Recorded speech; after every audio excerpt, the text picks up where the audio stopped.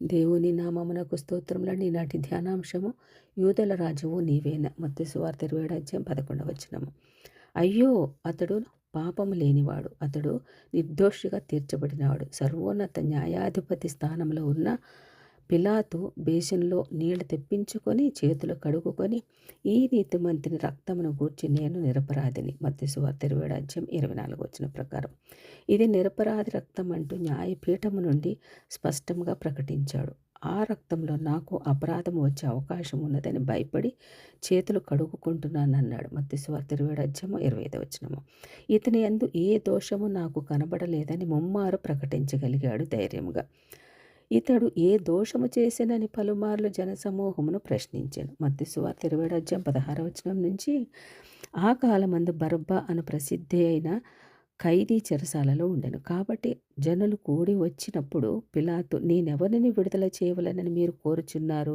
బరబ్బానా లేక క్రీస్తనబడిన యేసునా అని వారిని అడిగాను. ఏలైనగా వారు అసూయ చేత ఆయనను అప్పగించిరని అతడు తెలుసుకొనెను. అతడు న్యాయపీఠము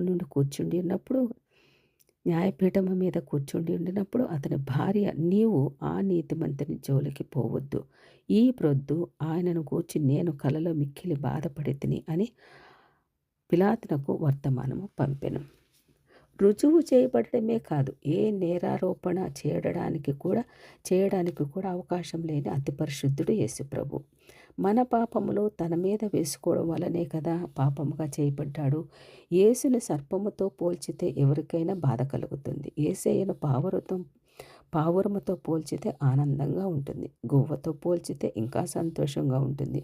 మన కష్టాలలో, శత్రుత్వంలో కొదమ సింహం అని చెప్పితే ధైర్యంగా ఉంటుంది మనకు. మనలను విజయ తీరాలకు చేర్చి రక్షణ ఓడ అని చెప్పితే ఇంకా మనకి సమాధానము, సంతోషం ఉంటుంది. కానీ యేసయ్యను సర్పములా చేయబడ్డాడంటే ఎవరికి ఇష్టం ఉండదు. నిజానికి ఆయనకు ఇష్టం ఉండదు. నీ చిత్తమైతే ఈ పాత్రను తొలగించమని తండ్రిని పదే పదే వేడుకోవడం మనుషులకు భయపడి, కొరడా దెబ్బలకు భయపడి కాదు. పాపమును అసహ్యించుకుని నీతిమంతుడు కదా, పాపము లేని అతి పరిశుద్ధుడు కదా, పరిశుద్ధతయే ఊపిరిగా బ్రతుకుచున్నవాడు కదా.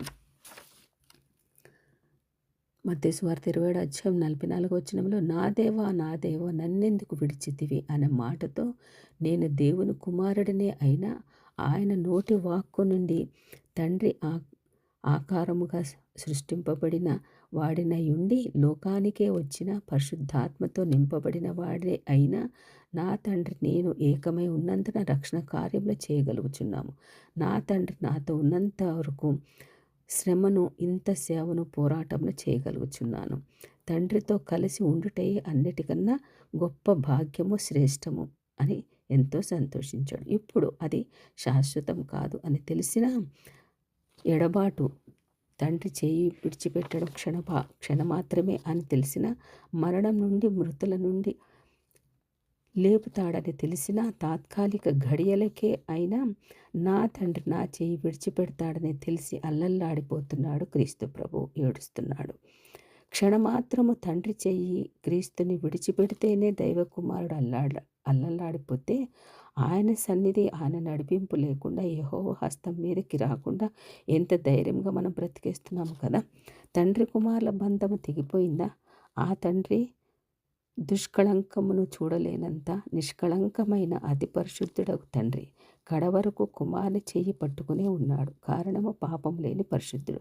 యేసు పాపము చేయలేదన్న మాట ఎంత నిజమో, మన పాపములు క్రీస్తుపై వేసుకున్నాడు అన్నది అది కూడా నిజమే కదా. అందుకే కుమారుడు పాపముగా మారాడు. కాబట్టి తండ్రి ఆ క్షణంలో చేయి విడిచాడు.